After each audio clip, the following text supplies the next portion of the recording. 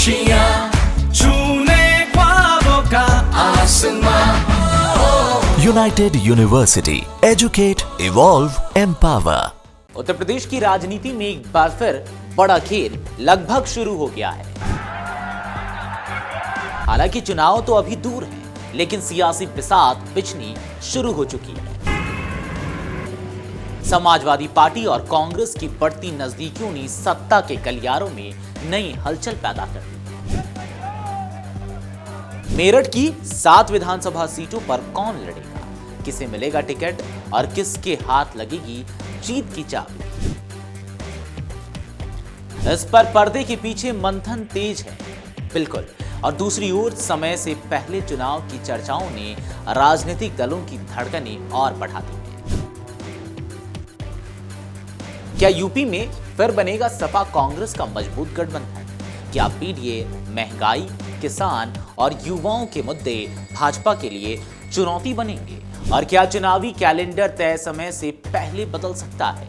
ये तमाम सवाल सियासी गलियारों में और लोगों के बीच चर्चा का केंद्र बन चुका है। तो हमने भी सोचा कि क्यों ना इन अटकलों और कयासों पर विस्तार से बात हो और स्थिति आपके सामने स्पष्ट की जाए, और साथ में ये भी जानेंगे कि आखिर सियासत के शतरंज में कौन से दांव खेलने की तैयारी कर रही है पार्टियां। नमस्कार, आप देख रहे हैं अमरुजाला.com और मैं हूं आपके साथ आदर्श झा।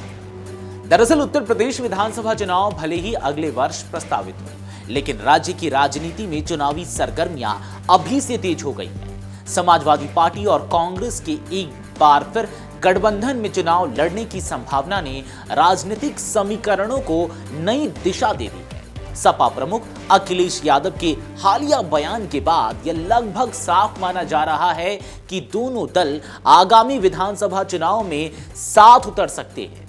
इसी के साथ सीटों के बंटवारे और चुनावी रणनीति को लेकर मंथन का दौर भी शुरू हो गया है। पश्चिमी उत्तर प्रदेश के महत्वपूर्ण जिले मेरठ में इस गठबंधन को लेकर सबसे अधिक चर्चा है।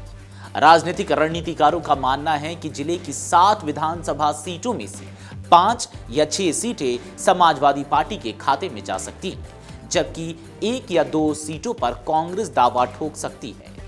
लोकसभा चुनाव में विपक्षी गठबंधन के बेहतर प्रदर्शन के बाद दोनों दल विधानसभा चुनाव में भी उसी तालमेल को आगे बढ़ाने की कोशिश कर रहे हैं, क्योंकि हमने 24 के लोकसभा चुनाव में देखा था कि जब ये लोग साथ आए थे तो कहीं ना कहीं सत्तारूढ़ पार्टी भारतीय जनता पार्टी को काफी नुकसान हुआ था और इन्हें फायदा मिला था।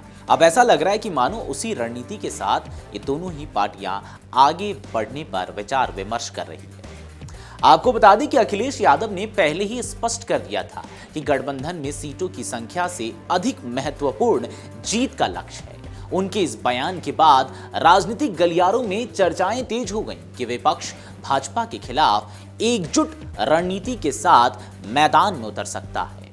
सपा के संभावित चुनावी कुछ मुद्दे हैं, उसके बारे में भी आपको बता दूं। दरअसल समाजवादी पार्टी इस बार कई ऐसे मुद्दों पर प्रमुखता से उसे उठा सकती है जिनका सीधा संबंध आम जनता से है। इनमें सबसे प्रमुख मुद्दा युवाओं का भविष्य और पेपर लीक की घटनाएं हो सकती हैं। मेरठ और आसपास के क्षेत्रों में बड़ी संख्या में युवा प्रतियोगी परीक्षाओं की तैयारी करते हैं। भर्ती प्रक्रियाओं में देरी, रोजगार के सीमित अवसर और पेपर लीक की घटनाएं लंबे समय से युवाओं में नाराजगी का कारण रही है। सपा इन मुद्दों को सरकार के खिलाफ बड़े अभियान के रूप में पेश कर सकती है। इसके अलावा किसानों की समस्याएं भी चुनावी एजेंडे के केंद्र में रहने की संभावना है। पश्चिमी उत्तर प्रदेश गन्ना उत्पादन का प्रमुख क्षेत्र है और यहां गन्ना भुगतान, खाद बीज की बढ़ती लागत, सिंचाई संबंधी चुनौतियां और छुट्टा पशुओं से फसलों को होने वाला नुकसान लंबे समय से चर्चा का विषय रहा है। विपक्ष इन मुद्दों को किसानों की नाराजगी से जोड़कर चुनावी लाभ लेने की कोशिश कर सकता है।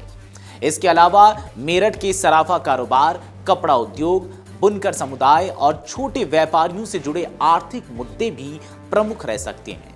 व्यापारियों का एक वर्ग बिजली दरों, बढ़ती लागत और व्यापारिक सुविधाओं की कमी को लेकर अपनी चिंताएं लगातार उठाता रहा है। सपा कांग्रेस गठबंधन इन वर्गों को साधने की रणनीति पर भी काम कर सकता है और पहले से भी देखा जा रहा है कि अखिलेश यादव लगातार सत्तारूढ़ पार्टी यानी कि भारतीय जनता पार्टी पर इन तमाम मुद्दों को लेकर हमलावर भी हैं।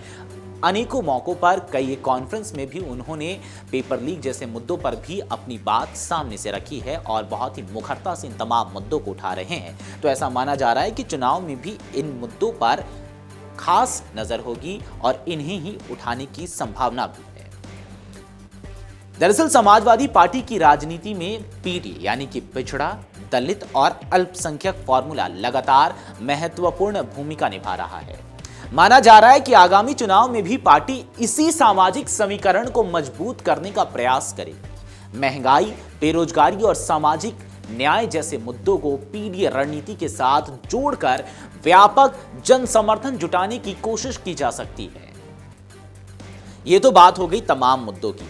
अब चलिए वो मेरठ की 7 सीटों के बारे में भी बात कर लेते हैं, उसके समीकरण के बारे में जिसकी चर्चा मैंने अभी थोड़ी देर पहले की थी। अब जरा उसे विस्तार से समझते हैं और ये 7 सीटें जो हैं वो क्यों महत्वपूर्ण हैं। दरअसल मेरठ शहर विधानसभा सीट को गठबंधन के लिए अपेक्षाकृत अनुकूल माना जा रहा है। यहाँ मुस्लिम और दलित मतदाताओं की उल्लेखनीय संख्या है, जिसके कारण समाजवादी पार्टी की स्थिति मजबूत मानी जाती है। मेरठ कैंट सीट पर भाजपा का प्रभाव लंबे समय से मजबूत रहा है। यहां सवर्ण और मध्यम वर्गीय मतदाताओं की बड़ी संख्या है। राजनीतिक जानकारों का मानना है कि यदि कांग्रेस को मेरठ में कोई सीट मिलती है तो वह इस क्षेत्र पर दावा कर सकती है। मेरठ दक्षिण सीट पर मुस्लिम, दलित, त्यागी और गुर्जर समुदाय के मतदाता महत्वपूर्ण भूमिका निभाते हैं। सपा यहां अपने पीडीए फॉर्मूले को प्रभावी ढंग से लागू करने की कोशिश कर सकती है। सरधना सीट पश्चिमी उत्तर प्रदेश की सबसे चर्चित सीटों में गिनी जाती है। ठाकुर, मुस्लिम और गुर्जर मतदाताओं की मौजूदगी इसे राजनीतिक रूप से बेहद महत्वपूर्ण बनाती है। यहां समाजवादी पार्टी की मजबूत पकड़ मानी जाती है। हस्तिनापुर सीट अनुसूचित जाति के लिए आरक्षित है और राजनीतिक दृष्टि से बेहद अहम मानी जाती है। राज्य की राजनीति में इस सीट को लेकर कई तरह की राजनीतिक मान्यताएं भी प्रचलित है। किठौर सीट पर मुस्लिम, त्यागी और गुर्जर मतदाता निर्णायक माने जाते हैं। यह सीट लंबे समय से समाजवादी पार्टी के प्रभाव वाले क्षेत्र में गिनी जाती रही है। वहीं सिवाल खास सीट किसान राजनीति और जाट मुस्लिम समीकरण के लिए जानी जाती है। राष्ट्रीय लोकदल के एनडीए में शामिल होने के बाद यहां राजनीतिक परिस्थितियां बदल गई हैं। ऐसे में सपा किसी प्रभावशाली किसान या जाट चेहरे को आगे कर सकती है। तो ये तो बात हो गई मेरठ के उन तमाम सीटों के समीकरण की, और जिस हिसाब से हमने आपको बताया इससे आप अंदाजा लगा सकते हैं कि आखिर ये सीटें क्यों महत्वपूर्ण हैं और यहाँ पर दोनों ही पार्टियाँ जो है उनके बीच में सीट बंटवारे को लेकर अब बहुत मंथन करने की ज़रूरत पड़ सकती है, क्योंकि यहाँ पर जो वोट बैंक वाली राजनीति है, वोट बैंक का जो समीकरण है वो दोनों ही पार्टियों के पक्ष में जा सकता है, जिसकी वजह से ज़्यादा सीटें जीतने की संभावना है। चलिए अब बात कर लेते हैं कि आजकल चर्चाएं ये भी चल रही हैं कि उत्तर प्रदेश का जो विधानसभा चुनाव होने वाला है ये समय से पहले भी हो सकता है। जी हाँ, आपको बता दें कि उत्तर प्रदेश समेत कई राज्यों में समय से पहले विधानसभा चुनाव कराए जाने की संभावनाओं को लेकर चर्चाएं तेज हो गई हैं। हालांकि अभी तक कोई आधिकारिक घोषणा तो नहीं हुई है, लेकिन राजनीतिक और प्रशासनिक हलकों में इस विषय पर चर्चा जारी है। सूत्रों के अनुसार आगामी जनगणना और उससे जुड़ी प्रशासनिक तैयारियों के कारण सरकारी मशीनरी पर अतिरिक्त दबाव पड़ सकता है। चुनाव और जनगणना दोनों प्रक्रियाओं में बड़ी संख्या में सरकारी कर्मचारियों की आवश्यकता होती है। यदि दोनों गतिविधियां एक ही समय में संचालित होती हैं तो प्रशासनिक चुनौतियां बढ़ सकती है। जानकारों का यह भी मानना है कि जनगणना के बाद भविष्य में परिसीमन की प्रक्रिया शुरू होने की संभावना है। हालांकि परिसीमन एक अलग और लंबी प्रक्रिया है, फिर भी उससे जुड़ी तैयारियों को लेकर विभिन्न स्तरों पर चर्चा हो रही है। अब एक और इसमें संकेत मिल रहे हैं कि राजनीतिक दलों की जो सक्रियता है वो भी बढ़ती नजर आ रही है, जिसकी वजह से ये तमाम कयास लगाए जा रहे हैं कि जो चुनाव है वो समय से पहले हो सकते हैं। दरअसल समय से पहले चुनाव की अटकलों के बीच सभी राजनीतिक दल अपनी तैयारियों को तेज करते नजर आ रहे हैं। भाजपा संगठनात्मक स्तर पर लगातार सक्रिय है, जबकि समाजवादी पार्टी, कांग्रेस और अन्य विपक्षी दल भी संभावित चुनावी परिस्थितियों को ध्यान में रखते हुए रणनीति बनाने में जुटे हैं। राजनीतिक जानकारों का मानना है कि भले ही चुनाव की तारीखों को लेकर अभी कोई आधिकारिक स्थिति स्पष्ट नहीं है, लेकिन उत्तर प्रदेश की राजनीति अब पूरी तरह चुनावी मोड में प्रवेश करती दिखाई दे रही है। आने वाले महीनों में गठबंधन, सीट बंटवारा और चुनावी मुद्दे राज्य की राजनीति का केंद्र बने रहेंगे। लेकिन कांग्रेस और सपा की गठबंधन की जो चर्चाएं हैं, अगर ये सच होती है तो कहीं ना कहीं विपक्ष की स्थिति वहां पर और बेहतर हो सकती है और उसके बाद सत्तारूढ़ पार्टी यानी कि भारतीय जनता पार्टी को अपनी रणनीति बेहद ही सटीक और महीन बनानी होगी, तभी वहां पर वो लीड बना सकती है, बढ़त बना सकती है। हालांकि भारतीय जनता पार्टी यानी कि योगी सरकार उत्तर प्रदेश में अपने तमाम एजेंडों को, अपने तमाम कामों को आगे रखकर इस चुनाव में मजबूती के साथ लड़ सकती है। बहरहाल कांग्रेस और सपा के गठबंधन और चुनाव की तारीखों को लेकर आपकी क्या राय है, कमेंट सेक्शन में जरूर बताएं।